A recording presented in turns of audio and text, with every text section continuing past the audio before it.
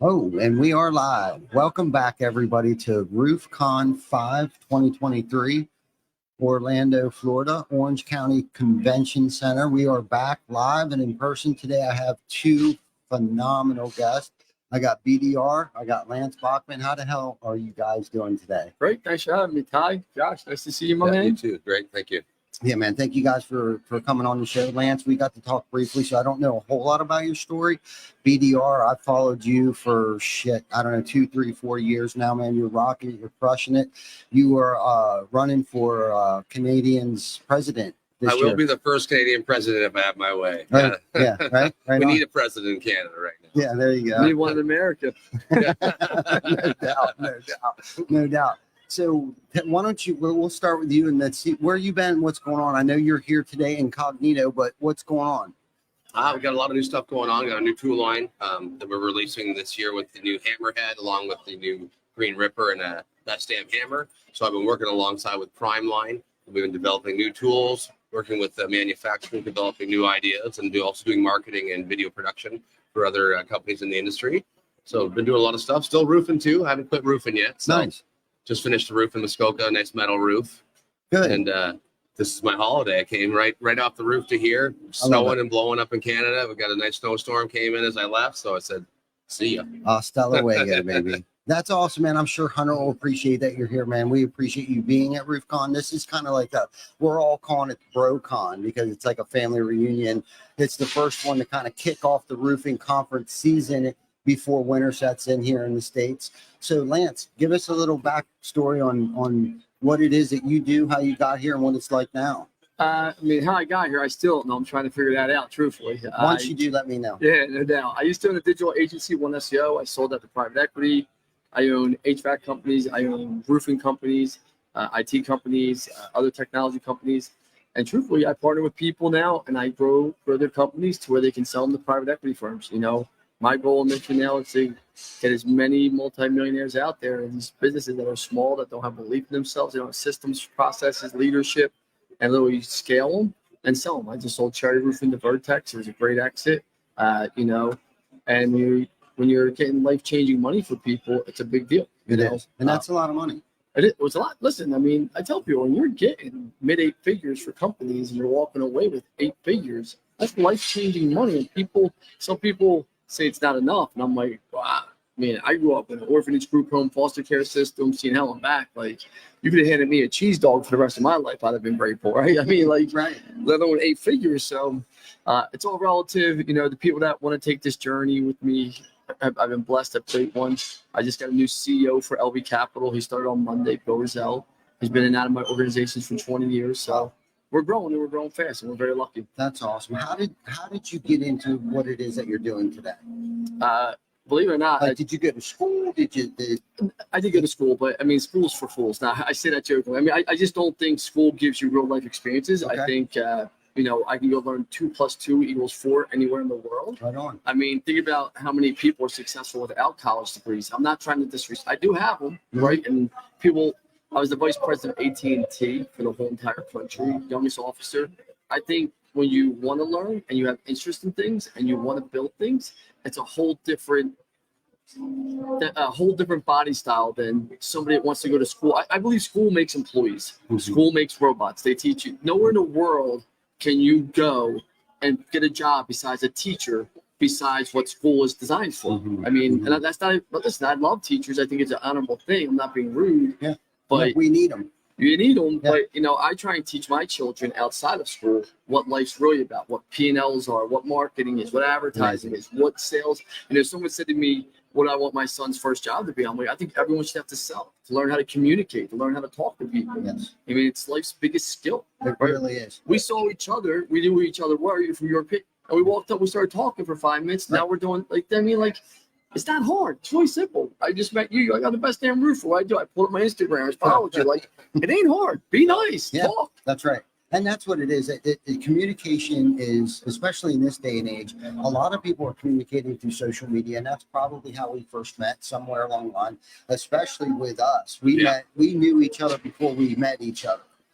What social media does, so people get to know you on their phone. So it's an icebreaker for any type of business deal. So when you come to these conferences or you go to these meetings, people feel like they already know you, and you do know them because you communicated with them on your social media platform. So that's, if you want to do sales, it's key to have a good social media platform. Right? It really is. I just had a conversation with a group of guys that are newer to the roofing space, and we've been around for a minute and have gone through the gamut, the wins, the losses, and they've heard a little bit of my story, and they're like, well, how did you do it?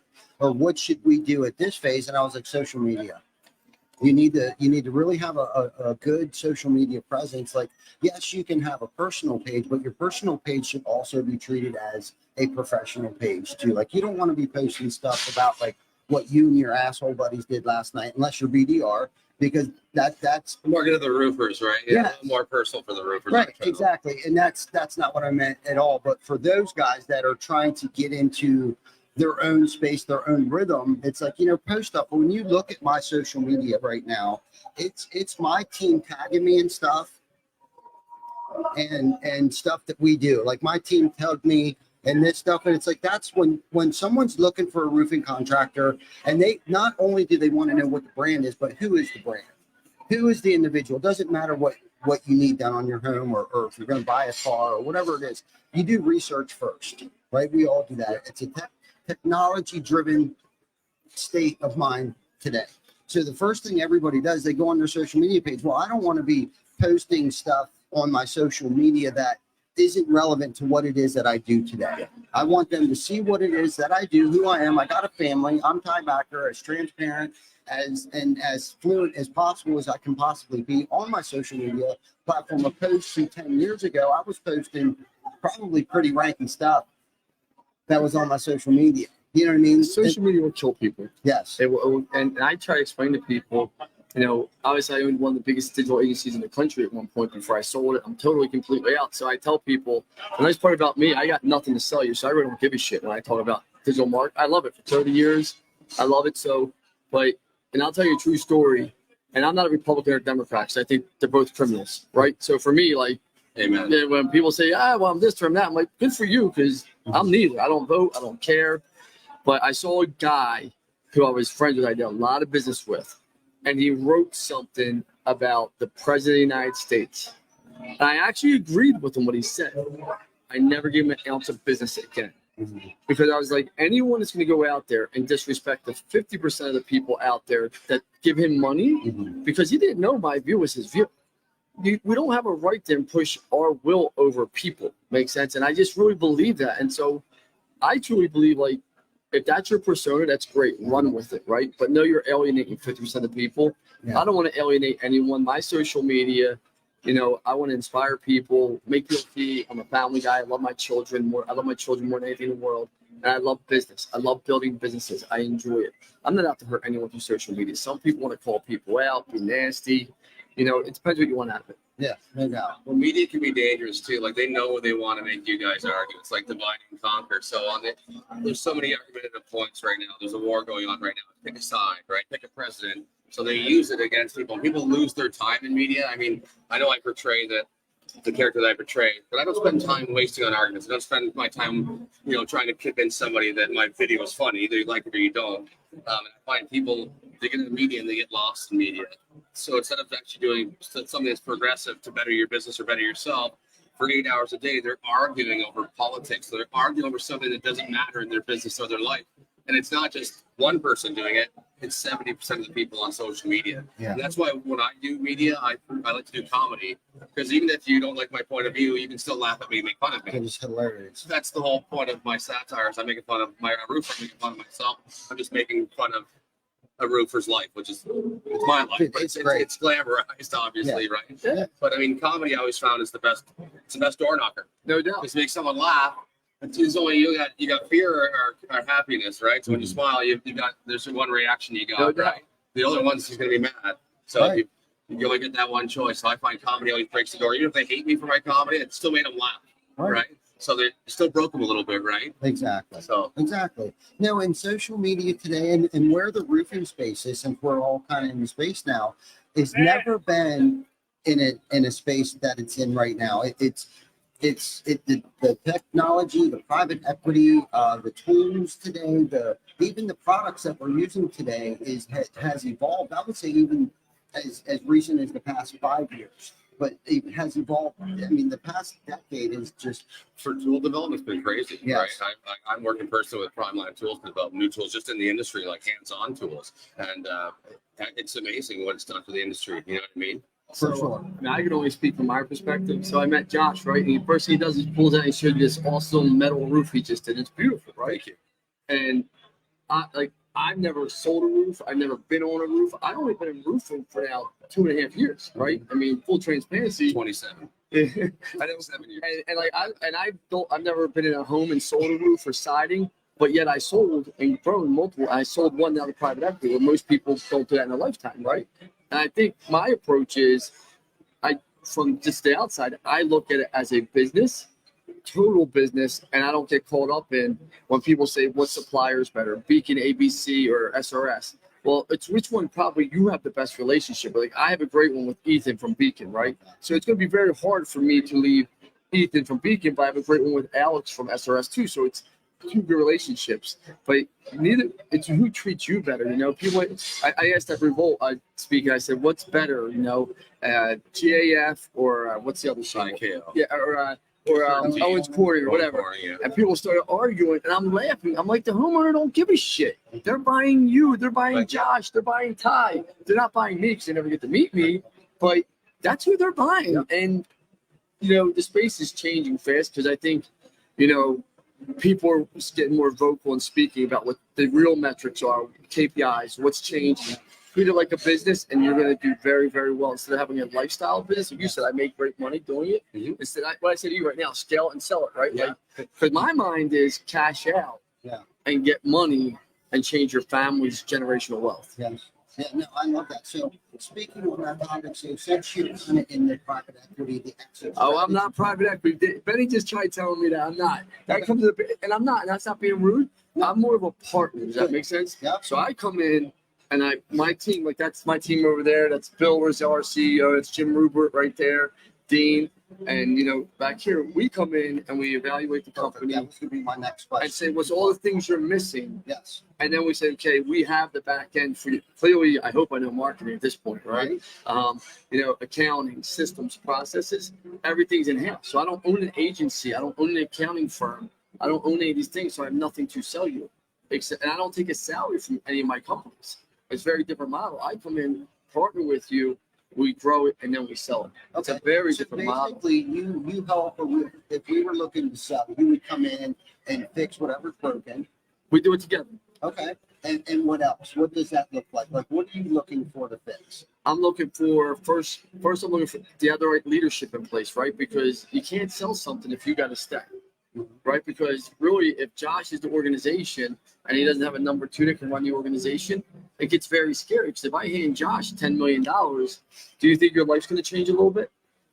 Oh, probably would. Yeah, yeah. It just does, right? It just does, or 50, it just does. I mean, Jamar Russell is the best example of that. Probably one of the greatest college football quarterbacks. He goes to NFL and he never even opened up the playbook because he got tons of money, right? Like, so we go and we look at leadership first, then we look at sales, advertising, technology, systems, processes. That's what my keynote's all about. It's the 10 core principles I live every business by, and we just start breaking them down and doing it. And companies scale very, very fast if you do it correctly.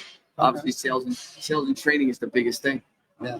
So I mean, listen, it's been a great ride, and it works in every vertical. I mean, I took painting companies from 1.8 to 6 million in 15 months. It's just, Okay. it's just. So you're just taking single companies, or are you trying to help roll up different companies? So I did my first roll up. I'm sure you heard about it with Rupert, Munz, and American Best. And the reason why is, you know, there was 3 different accounting departments, 3 different marketing departments, and these guys were all in the same backyard, and everything was just really, you know, it was just, I sat them all down and said, guys, if we pull this together, our revenue is going to grow that much faster. The brand's going to be that much stronger. We're going to have better brand equity. You know, we're going to have more employees to help support each other, right? I mean, people paddle a boat together and want to win together, and we all have the same vision, exit together. They all bought in right away. And they ran to the table. Nice. And it's been a great experience. Listen, does everything come with hiccups and challenges and bumps in the road? Absolutely. Yeah. Anyone that tells you it's going to be seamless and easy is a liar. Yeah, for sure. So I wasn't sure if you had something that you wanted to fill in the blanks on that or not.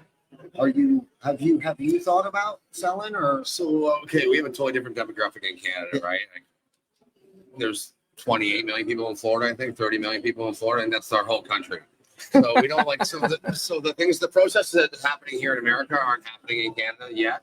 I mean, the country's growing. We have immigration coming in, but it's not there. We don't have it's a totally different business model in Canada. So for me, I work alone a lot of the times. I like to roof. I literally love roofing, which I have people continuously ask me, when are you going to get off the roof? I'm like, I probably never. Like, I'm one of those guys. I'll be a grandpa doing my grandkids' roofs. Like, I love roofing. Yeah. So I'm a totally different person than that, right? So what I've done, I developed my own tool line, like we talked about. I have my own shingles that we sell. So I make profits when I'm not working.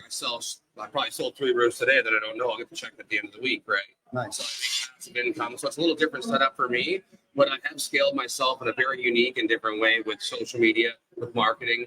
We have a full-on production company where we do all the commercials for Primeline, Diamond, and several other companies in the industry. So I went from just a shingler, putting asphalt shingles on, to now I'm doing head of marketing for Primeline, developing new tools, developing new products. So, I mean, just like you said, when you do so, I've scaled myself over 10 years. I just didn't know what I was doing. I just kind of just doing me, right? Yeah. And that was kind of my journey.